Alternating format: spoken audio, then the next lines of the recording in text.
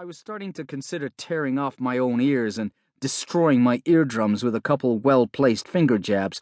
I could always get my ears repaired later, when a man on the far side of the dance floor signaled to me. He was tall and handsome, with rusty red hair and a beard that contained enough grey to be considered distinguished. He dressed entirely in black jacket over a black t-shirt, black slacks, black shoes, the only variance in the color scheme being the golden medallion he wore around his neck.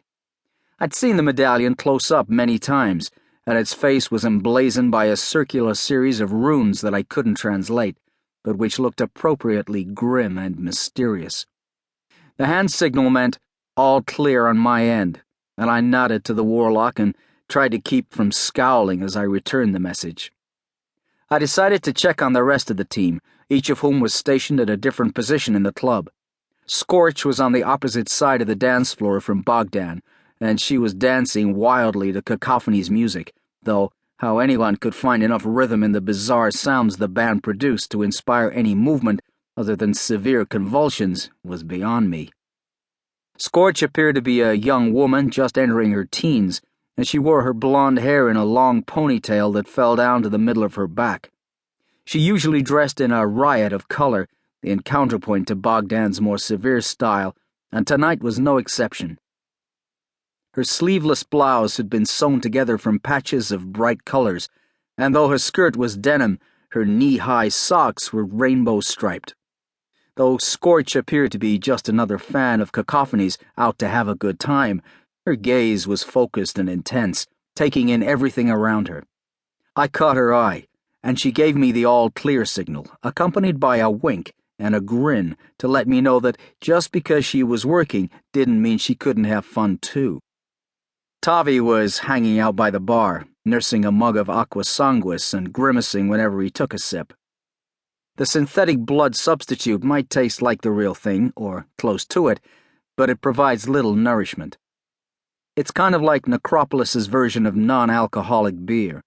It's cheaper than the real stuff and easier to come by, and any number of the city's dark folk drink it, vampires, demons, and likes especially.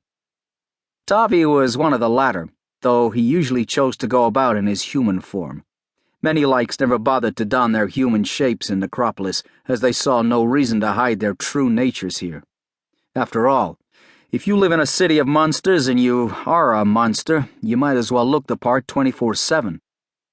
But others still availed themselves of the camouflage of appearing human whenever they wished, and Tavi was one of them.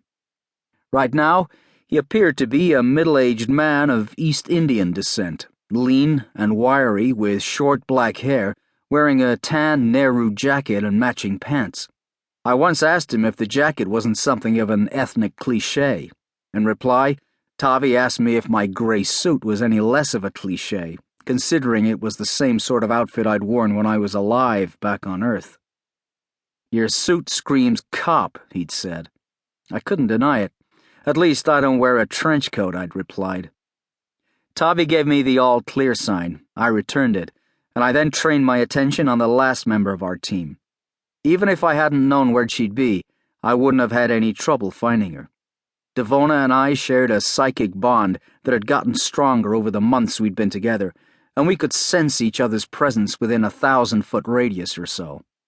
A slender, petite blonde who wore her hair short, Devona wore a wonderfully form-fitting black leather outfit that, given the temperature in the club, would have caused her to suffer heat prostration if she'd been human. But she was only half human, on her mother's side.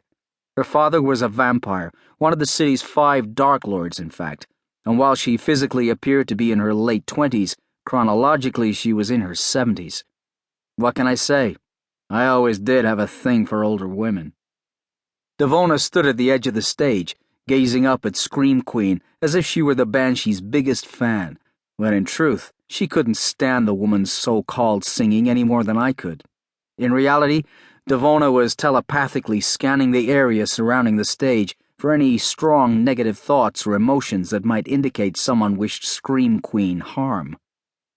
Vampires have a great many abilities, but half vampires tend to be more psychically gifted than their full-blooded brothers and sisters, which is one of the reasons why vampires mate with humans. Para seguir escuchando este audiolibro gratuitamente, haz clic en el enlace de la descripción y podrás escucharlo completo sin coste gracias a la prueba de 30 días de Audible.